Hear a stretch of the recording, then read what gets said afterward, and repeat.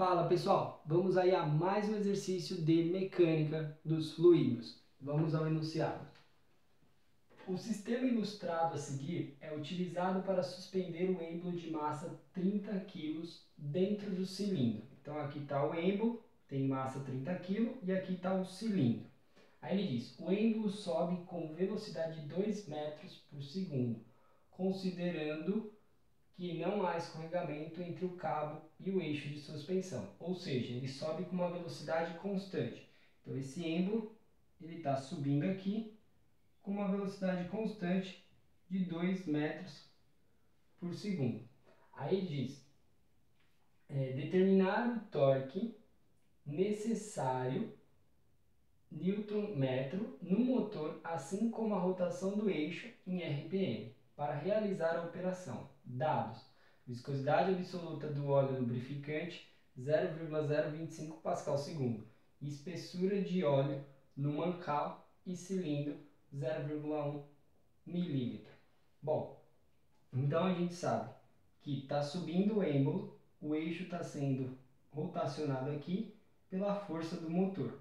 Então, para resolver o exercício, ou seja, para calcular, o que é o objetivo aí, ele quer calcular qual o torque necessário no motor e assim como a rotação do eixo. Então, para calcular esse momento, esse torque que o motor está realizando, a gente vai ter que analisar os dois corpos aí separadamente. Bom, ele dá as medidas aqui, mas eu vou resolver ele de forma literal, só vou colocar os valores lá no final. Então, para facilitar, eu vou chamar aqui o êmbolo, eu vou chamar ele de 1, tá? E aqui no eixo, eu vou chamar ele de 2, para facilitar aí as nomenclaturas de diâmetro e comprimento. Tá? Bom, então vamos começar pelo 1, pelo êmbolo.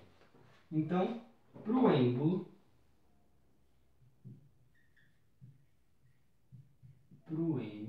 vamos fazer o esquema do que está acontecendo no êmbolo. Então aqui eu tenho o êmbolo, tá? Bom, no êmbolo o que acontece? Eu tenho a força-peso aqui, ó, força-peso, massa vezes gravidade, eu vou colocar aqui, massa vezes a gravidade. Aqui eu tenho o cabo puxando, então eu vou ter a tração, eu tenho a tração, tá? E como o movimento está indo para cima, aqui ó, entre o êmbolo e o cilindro existe o óleo lubrificante.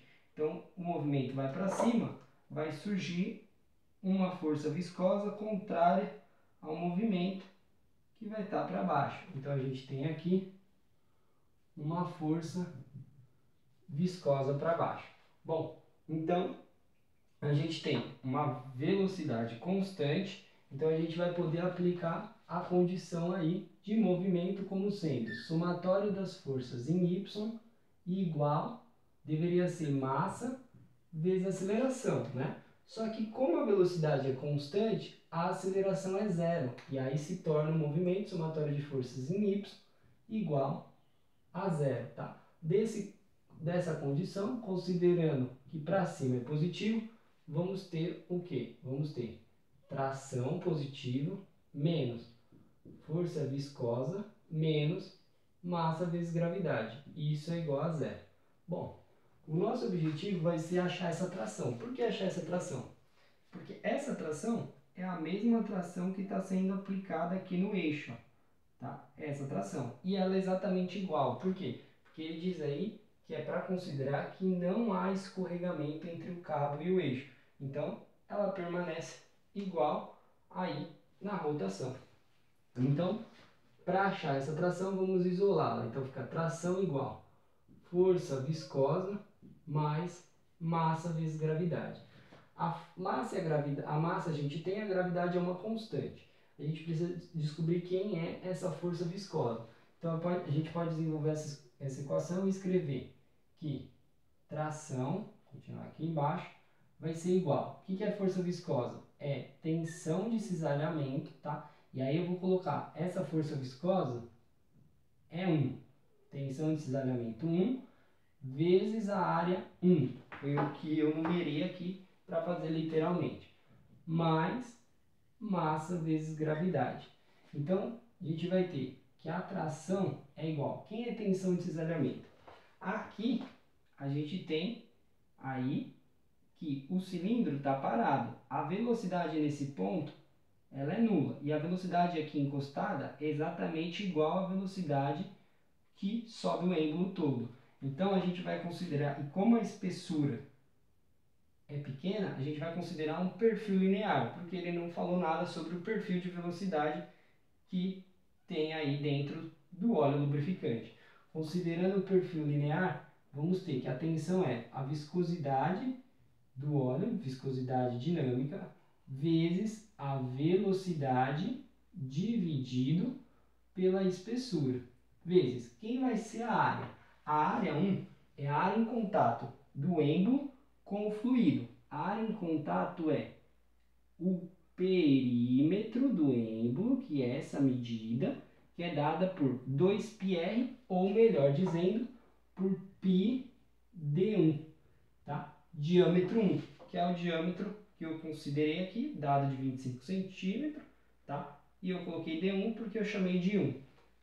Isso daí vezes o comprimento do êmbolo, que é essa medida, que eu vou denominar como sendo L1. Esse L1 seria os 35 centímetros. Mais aí massa vezes gravidade. Ou seja, todos os termos agora aqui, a gente tem as medidas. Então a tração ela está definida. Para quem gosta aí de sair calculando já, poderia jogar aqui o valor e já calcular a tração para facilitar. Mas eu vou fazer tudo literal aí para entenderem melhor como que está acontecendo. Então, equação 1. Agora que a gente analisou, a gente vai fazer o quê? Analisou o êmbolo. Agora a gente vai analisar o eixo. Para analisar o eixo, que é o movimento que está aí, movimento circular, eu vou fazer ali o desenho como se eu estivesse olhando daqui, ó. Então, o que que eu tenho? Para o eixo agora. Eixo. Para o eixo, o que que eu visualizo? Quando eu olho de frente, eu vou ver a circunferência do eixo e vou ver uma circunferência maior que representa aí o mancal. Então, o que eu vou ver vai ser uma circunferência que é para o eixo e uma circunferência que representa o mancal, tá? Então, dessa condição, o que está acontecendo aí? Aqui no meio, esse espaço é o que a gente tem o fluido, tá? Então, aqui é onde está o fluido. Aqui é o eixo, tá? O que a gente tem de medida? Essa medida aqui, ó, é fornecida, tá? Essa medida é exatamente esse diâmetro, que eu vou chamar de diâmetro D2, tá? E essa medida daqui até chegar encostado no mancal, essa medida é a espessura, que ele te dá aqui, ó. Espessura de óleo no mancal e no cilindro é 0,1 milímetro. Então a gente tem essas medidas. O que a gente tem aí acontecendo no eixo? Está subindo a corda. Então, como está subindo, para enrolar ela, eu tenho que isso daí está girando no sentido anti-horário. Tá? Tá girando dessa maneira. Então, eu sei que o momento aplicado pelo motor, ele está nesse sentido. Então, a gente tem um momento, que é o momento do motor, que é exatamente o que ele quer calcular, o torque. Aí, aqui, exatamente nesse ponto, tangenciando, como está girando nesse sentido, a gente vai ter aqui tangenciando que vai aparecer uma força viscosa de resistência. E além da força viscosa de resistência, a gente tem lá, ó, tangenciando também a tração, que aqui está para cima, mas aqui está para baixo. Então aqui, ó, aparece também a tração. Então agora, ali no eixo, o que a gente vai fazer? Vai aplicar a condição do movimento. Como a velocidade aqui vamos colocar aqui a rotação N, tá? Que depois a gente vai calcular. Como a velocidade é constante, aqui o somatório de momento a gente vai falar que é igual a zero. O somatório de momento ele é igual a zero. Se não fosse igual a zero, deveria ser igual ao momento de inércia vezes a aceleração angular. Nesse caso, para facilitar, constante igual a zero. Então, vamos considerar a referência, vou considerar anti-horário positivo. Então, o que a gente tem de momento sendo causado aí no eixo? A gente tem o próprio momento, que é o torque, tá? Que a gente quer calcular, o momento, e tem aí positivo, que está girando no sentido anti-horário, e temos o torque causado por essas duas forças. Então a gente vai ter menos, por que menos? Porque está girando, segurando no centro, vai girar no sentido horário. Menos a força viscosa vezes o braço. O braço vai ser essa medidinha aqui, ó. Ou seja, metade do diâmetro. Então, D2 sobre 2. E vamos ter o momento causado pela tração. Menos a tração vezes o braço, que também vai ser D2 sobre 2. Essa força viscosa, vou numerar ela como 2, tá? Para não confundir com a força viscosa lá de 1. Tudo isso igual a zero. Então, o nosso objetivo é calcular o momento. Então, vamos ter o quê? Momento igual. Aqui, ó, D2 sobre 2, pode pôr em evidência. Então, vai ficar força viscosa em 2 mais a tração vezes D2 sobre 2. Bom, agora essa força viscosa, a gente precisa saber quem é. Para não precisar ficar escrevendo tudo, eu vou calcular essa força viscosa separada e depois já substituo lá a tração que a gente já tem. Então, quem que vai ser essa força viscosa em 2? Essa força viscosa é a tensão de cisalhamento em 2 vezes a área em 2. Ou seja, essa força viscosa em 2 vai ser tensão de cisalhamento. O perfil aqui também é linear. Aqui no mancal, ó, a velocidade é zero, o mancal está parado. Ou seja, nessa pontinha aqui, a velocidade é zero. E aqui nesse ponto, que é onde está o eixo, a velocidade tangencial, ou seja, a velocidade linear, é a mesma que a do cabo, ou seja, v. Então, com isso, ó, cria-se o perfil de velocidade linear, porque a espessura é pequena e é a condição que a gente está adotando aí para o problema. Então, a tensão em 2 vai ser viscosidade dinâmica, a velocidade que é v, a espessura E, que é igual entre o mancal e o cilindro, vezes a área 2. Quem vai ser a área 2? A área 2 é a área de contato do eixo com o fluido que está entre o mancal. Então, vai ser o perímetro, que é o perímetro aqui, de um diâmetro que eu chamei de D2, vezes esse comprimento, que eu posso chamar aqui de L2. Então, vai ser aí o perímetro π D2, lembrando que D2 é esse valor, vezes um comprimento L2, que é o comprimento do mancal. Então, a força viscosa 2 está definida. Então, quem que vai ser o momento? O momento a gente vai poder escrever então como sendo momento igual a, abre um parênteses, força viscosa, viscosidade dinâmica, velocidade sobre espessura, vezes π, vezes D2, L2. Aí, mais o quê?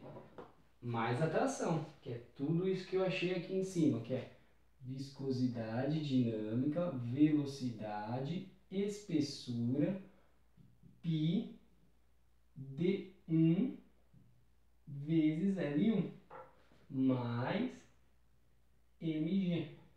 Tudo isso daí multiplicado por D2 sobre 2. D2 sobre 2. Ainda para facilitar aí, ó, a gente tem nesses termos aqui esse termo, esse, dá para pôr em evidência. Então a gente pode aí simplificar e escrever que o momento vai ser aqui o μ, velocidade, espessura e o π, em evidência. Sobrou nesse termo D2L2. D2, L2. Sobrou nesse termo D1L1 mais D1, L1, fecha. Mais o E, a massa vezes a gravidade, tudo isso vezes D2 sobre 2. Agora a gente pode calcular aqui no momento, substituindo os valores, tomando cuidado com as unidades de medida que tem que estar tudo no SI. Viscosidade dinâmica está no SI, 0,0025 Pascal segundo. Pascal é Newton metro quadrado. Então a gente vem aqui, escreve 0,0025. Velocidade, 2 metros por segundo. 2 vezes π dividido aí, vou colocar aqui tudo, pela espessura. Quem é a espessura? 0,1 milímetro. Não está no SI. Lembrando que o mili vale 10 a menos 3. Então fica 0,1, 10 a menos 3 metro. 0,1, 10 a menos 3 metro. Aí tudo isso vezes D2.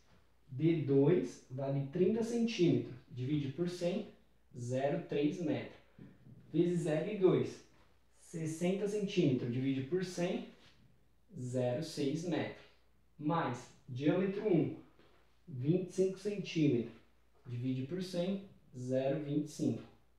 Vezes L1, 35 centímetros. Divide por 100, 0,35. Fecha aqui. Mais a massa de 30 kg, gravidade. Aí a gravidade tem um problema. Cada professor adota um valor. Não sei qual o seu utiliza. Eu vou utilizar aqui 9,81. Tem alguns professores que arredondam para 10, outros usam 9,8, outros 9,78. Eu vou utilizar 9,81, que a maioria dos livros faz. Tudo isso daí fecha, vezes o diâmetro 2. O diâmetro 2 é 30 centímetros, divide aí por 100, dá 0,3, dividido por 2. Faz essa conta inteira, acha-se aí um valor de momento. Vamos chegar em um valor de momento de 50,45, que vai sair na unidade Newton vezes metro. Tá? Esse é o momento aí. Se você usar a gravidade um valor diferente, vai aí dar um resultado diferente, tá? Se aumentar aqui a gravidade, usar 10, vai dar um pouquinho maior, tá? E se você for fazendo as contas antes aqui, não fizer tudo literal e for arredondando, também o valor vai dar diferente, mas aproximado aí 50, 51, alguma coisa, tá?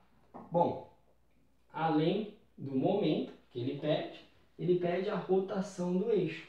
O que é a rotação do eixo? A rotação do eixo é o Nzinho. Para calcular o Nzinho, a gente tem que usar aí o conceito de velocidade. Como? Temos lá, o que é, primeiro, velocidade angular. Velocidade angular é 2π vezes o número de rotação n, que é o que a gente quer achar. Só que a velocidade angular, ela pode ser escrita em função da velocidade linear. Ela é a velocidade linear dividido pelo raio, tá? Ou seja, aqui o que a gente vai ter então? Vai ter, isolando n, fica n igual a v, né? Aí, dividido, o r não foi dado. Que r seria esse? O r seria essa medida, metade do diâmetro que eu chamei de 2. Então, eu vou falar que é d2 sobre 2. E o 2π passa dividindo, vezes aí o 2π. Então, esse 2 aqui vai poder simplificar com esse 2. Então, a gente vai ter aí que n vai ser igual a velocidade dividido por π vezes d2. Então, substituindo aí, ó, o que vai acontecer? Velocidade. Velocidade de 2 metros por segundo. Então, vai ficar 2 metros por segundo. Dividido por π vezes D2. D2 vale 30 centímetros. Ou divide lá por 100, 0,3 metro, certo? O que vai acontecer? Vai ficar metro, corta com metro. Vai ficar nada sobre segundo, ou seja, vai ficar rotações por segundo. Mas ele quer em RPM. O que é RPM? Rotações por minuto. Então a gente tem que transformar esse segundo. Lembrando que esse segundo aqui, ó, ele está sendo dividido, então ele está embaixo. Então qual é a relação que a gente tem de segundo para minuto? A gente tem que 60 segundos está para 1 minuto. Então aqui, esse segundo que divide, corta com esse segundo que multiplica. Agora sim, fazendo essa conta aí, vai ficar adimensional em cima, minuto, que é rotações por minuto. Ou seja, fazendo o cálculo aí, a gente chega no valor de 127,32, que vai ficar em rotações por minuto. Ou seja, 127,32 RPM. Bom, espero que tenham gostado da resolução. Se gostou, não esqueça de deixar um like. Se ainda não é inscrito no canal, se inscreva agora e eu aguardo você em um próximo exercício. Muito obrigado!